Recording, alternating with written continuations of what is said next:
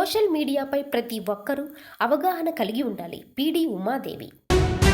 పల్నాడు జిల్లా నరసరావుపేట పట్టణంలోని రావిపాడు గ్రామం సెయింట్ మేరీస్ స్కూల్ నందు కిషోర్ వికాసం చైల్డ్ మ్యారేజెస్పై అవగాహన కార్యక్రమం బుధవారం ఉదయం నిర్వహించారు. ఈ కార్యక్రమానికి ముఖ్య అతిథులుగా పల్నాడు జిల్లా సంక్షేమ శాఖ పీడీ ఉమాదేవి పాల్గొన్నారు. ఈ సందర్భంగా ఆమె మాట్లాడుతూ పిల్లలపై సోషల్ మీడియా ప్రభావం ఎక్కువగా ఉంటుందని, వాటిపై తగు జాగ్రత్తలు ఉండాలని సూచించారు. మరియు child marriages, good touch, bad టచ్పై అవగాహన కల్పించారు. అనంతరం ప్రాజెక్టు సిడిపిఓ ఉమామహేశ్వరి మాట్లాడుతూ అంగన్వాడీ సెంటర్లలో పిల్లలకు అందే పోషకాల గురించి తెలియజేశారు. అలానే బాల్య వివాహాలు జరుగుతున్నట్లయితే టోల్ ఫ్రీ నెంబర్కు తెలియజేసి బాల్య వివాహాలను అరికట్టాలన్నారు. ఈ కార్యక్రమంలో పాఠశాల HM supervisors Jyotsna, POIC Krishna Reddy, LCPO Prashanti, SW Shailaja, anganwadi teachers తదితరులు పాల్గొన్నారు.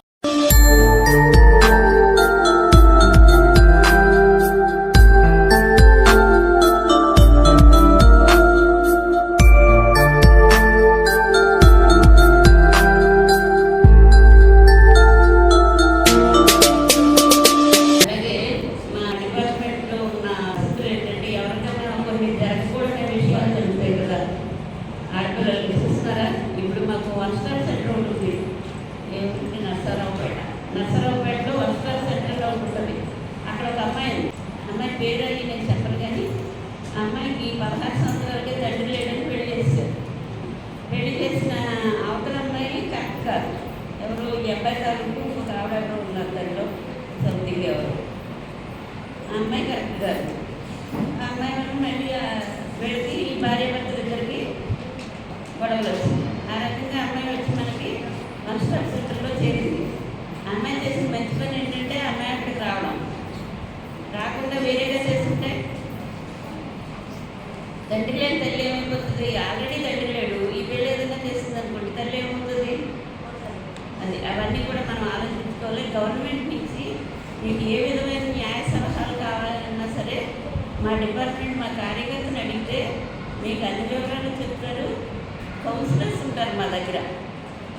మీ సైకాలజీకి సంబంధించి కౌన్సిలింగ్ ఇవ్వగలరు. న్యాయపరంగా మీకు ఏదైనా అవసరం ఉంటే కూడా దానికి కూడా కౌన్సిలింగ్ ఇవ్వగలరు. ఇవన్నీ కూడా ఉపయోగించుకోండి. బాల్య వివాహాలు ఎవరైనా చేస్తున్నారు అంటే సీక్రెట్గా అయినా సరే సమాచారం ఇవ్వండి. మీ పేరు మేము ఎవరికి చెప్పం.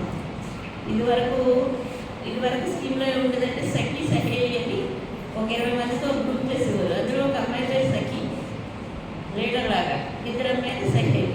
వీళ్ళిద్దరూ ఈ ముగ్గురు కలిసి ఊళ్ళో ఎక్కడ బాల్య వివాహాలు జరుగుతాయని డౌట్ వచ్చిన చెప్పేవారు. సీక్రెట్గా చెప్పగానే ముందుగానే మేము దాన్ని ఆడడానికి అవకాశం ఉంది. ఇప్పుడు ఆ పరిస్థితి లేదు. మీరందరూ కూడా సఖీ లెక్కే. ఇప్పుడు త్వరలో మీకు 25 మందితో ఒక గ్రూప్ చేస్తారు. ఆ గ్రూప్లో ఎవరైనా సరే ఎవరికి వివాహం జరుగుతుందన్నా సరే మాకు చెప్పవచ్చు. మన ఫైనాన్షియల్ స్టేటస్ ఒక రకంగా ఉన్నప్పుడే మనకు ఎవరైనా గౌరవిస్తారు. అది లేనప్పుడు ఎవరు గౌరవించరు. అందుకని చెప్పి ఆ స్టేటస్ పోగొట్టుకోకూడదు. మన కుటుంబానికి కొన్ని విలువలు ఉంటాయి కదా. నేను ఏమంటున్నాను, అవతల వ్యక్తిగత జీవితంలో మనం వెళ్ళిపోకూడదు, అది పర్సనల్ లైఫ్లో మనం వెళ్ళకూడదు అంటున్నాం కదా. అలాంటి కొన్ని దేశాల్లో చూడండి, అమెరికాలో అయితే ఇలా మంచి పిల్లలకు వస్తే తప్పట. కొంచెం మన మామూలుగా అప్పుడు అమ్మాయి నీట్గా ఉంది, మళ్ళీ చక్కగా ఉంది అమ్మాయి అనుకుంటాను కదా. అలా అంటే కూడా చెప్పదు. ఎవరైనా సరే భర్త అవ్వచ్చు, ఫ్రెండ్ అవ్వచ్చు, అన్నయ్య అవ్వచ్చు, తమ్ముడు అవ్వచ్చు, ఎవరైనా సరే అమ్మ నాన్నలను మించి మన గురించి ఆలోచించే, నిస్వార్థంగా ఆలోచించే వ్యక్తులు ఉంటారు. అది మీకు గుర్తుపెట్టుకోండి. ఒకవేళ కొంతమంది పేరెంట్స్ గట్టిగా మందలిస్తారు, చాలా చాలా గట్టిగా మాట్లాడతారు వాళ్ళు.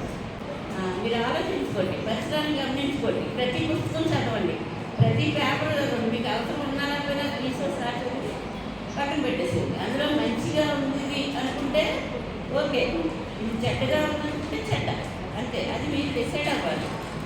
అంతేగాని లేనిపోయిన వ్యామోహాలు. అంటే నేను ఎందుకు ఇదే విషయాన్ని ఎందుకు పదే అంటున్నానంటే, మేము చదువుకున్న కాలంలో పోస్టర్స్ ఇవన్నీ వేరుగా ఉండేవి.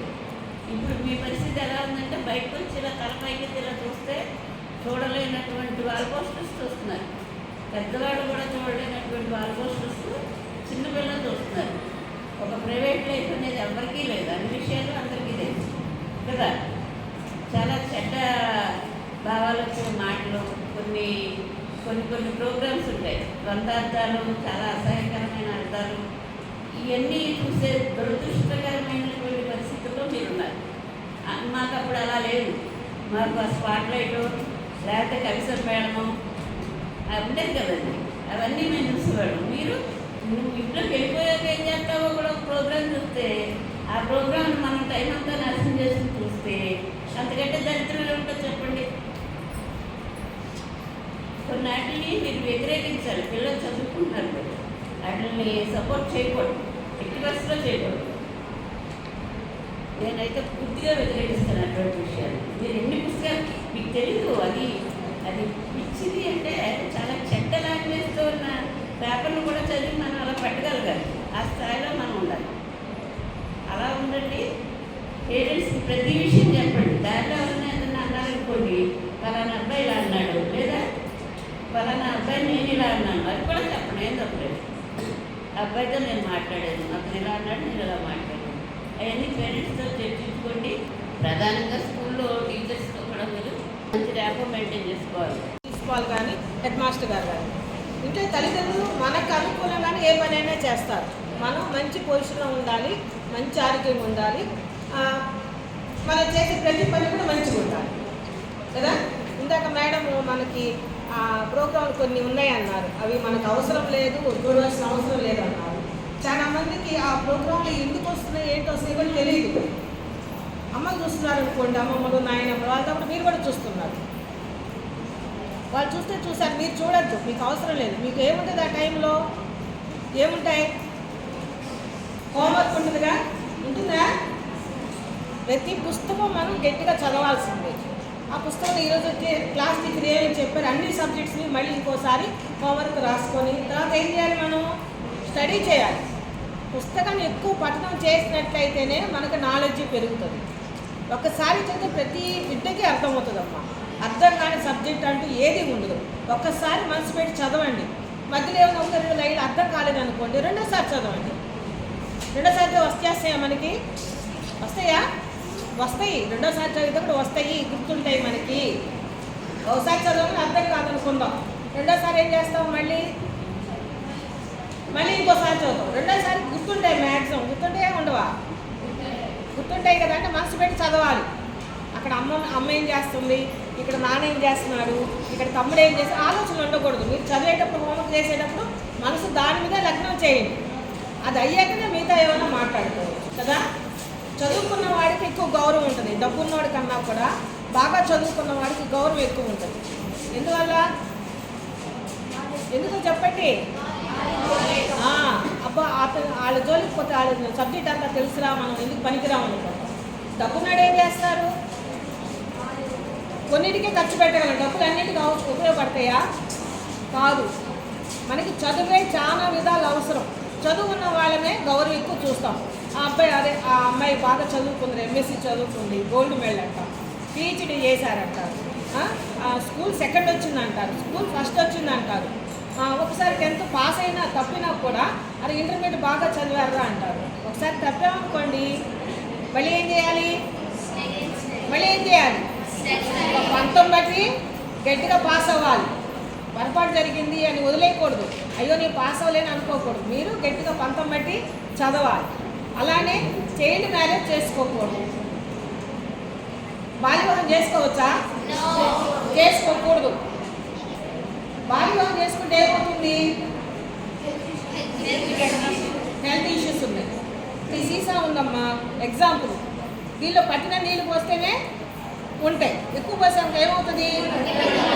Health issues. ఏంటి ప్రాబ్లము?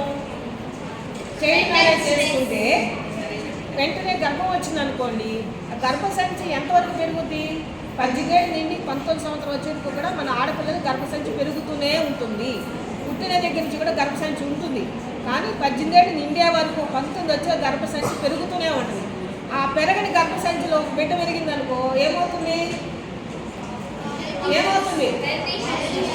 గర్భసంచి చినిగిపోవడం ఒకటి, సాగిపోవడం ఒకటి, మెన్స్ట్రువల్ ప్రాబ్లమ్స్ ఎక్కువగా రావడం జరుగుతుంది.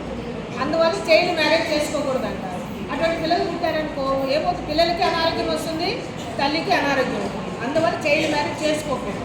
పైగా మన మానసిక పరిస్థితి కూడా ఎదుగుదల సరిగ్గా ఉండదు. 18 నిండేవారు 19 నిండాక వివాహం చేసుకోవాలి. అప్పటికి మనకు ఆ మానసిక స్థితి అనేది కరెక్ట్గా సెట్ అవుతుంది. అందువల్ల మనకి 18 నిండే వరకు వివాహం చేసుకోవద్దు, బాల్య వివాహం చేసుకోవద్దు అని చెబుతున్నాం. మీ దగ్గర టోల్ ఫ్రీ నెంబర్ ఉంది, గుర్తుందా? 1098. దానికి చేసినందు వల్ల మీరెవరు అనేది తెలియదమ్మా. అది ఆన్లైన్ కంప్లైంట్. అది మీరు కంప్లైంట్ చేసిన పలానా నెంబర్ నుంచి వచ్చిన పలానా పేరు లేదా పలానా ఉమా అని మనకి ఎక్కడ రిజిస్టర్ అవ్వదు. అందులో సమస్య మాత్రమే రిజిస్టర్ అవుతుంది. ఆ సమస్యని మాత్రమే మేము సాల్వ్ చేస్తాం. అంటే ఏంటి, చైల్డ్ మ్యారేజ్ జరుగుతుందని ముందే తెలిసిన మీ ఫ్రెండ్స్ ద్వారా కానీ మీ ఇంటి దగ్గర కానీ ముందే చెప్తే కనుక పలానా అమ్మాయి నిశ్చితార్థం అవుతుందండి, వాళ్ళ అమ్మని ఇట్లా అనుకుంటుందని చెప్తే మేము కౌన్సిలింగ్ చేస్తాం. అందరూ కౌన్సిలింగ్ చేసేవాళ్ళు. చేసి పెళ్ళిళ్ళు చేసుకోకూడదని చెప్పి వాళ్ళు పెళ్లి చేసుకోకుండా ఆపి ఆ అమ్మాయి చదువుకుంటా అంటే చదువుకొని ఇచ్చడం, లేదంటే నేను ఇక్కడ బయట చదువుకొని అంటే కనుక ప్రైవేట్ స్కూల్స్లో లేదంటే కాన్వెంట్లో మళ్ళీ చదువుకొని కంటిన్యూ చేయడం, లేదంటే హాస్టల్లో ఉండి చదువుకుంటా అంటే హాస్టల్స్ కూడా ఉన్నాయి. మనకి హాస్టల్లో ఉండి చదువుకోవడం జరుగుతుంది. సాయంత్రం 1 స్టాప్ సెంటర్ అంటాం. మనకి ఎవరైనా చదువు బ్రేక్ అయ్యి ఇట్లా చైల్డ్ మ్యారేజ్ ఆపి ఇబ్బందులు ఏమైనా వస్తే కనుక ఆ అమ్మాయి సాలో ఉండి చదువుకోవడానికి అవకాశం ఉంది. దానికి మేడం అన్నారు, చెప్పారు కదా సార్ని, మనకి మహాలక్ష్మి నగర్ నర్సరావుపేటలో ఎన్జిఓ కాలేజ్ పక్కన మహాలక్ష్మి నగర్లో సార్ ఇన్స్టిట్యూషన్ ఉంది. మీరు ఎవరైనా అక్కడికి వచ్చి కన్సల్ట్ అయితే కూడా ఆ అమ్మాయి ఏ స్కూల్లో చదవాలన్నా కూడా ఆ స్కూల్లో ఫ్రీగా చేపిస్తాం. కానీ ఇక్కడ ఉన్న వాళ్ళందరూ మంచి అదృష్టవంతులు కదా. అమ్మ నాన్న మళ్ళీ జాగ్రత్తగా మంచి స్కూల్లో చదివించారు. మీరు ఇక్కడ ఏం చేయాలి, బాగా చదువుకోవాలి. అమ్మ నాన్నలు మంచి అవకాశం ఇచ్చారు కదా, ఇచ్చారు కదా. మరి మీరేం చేయాలి,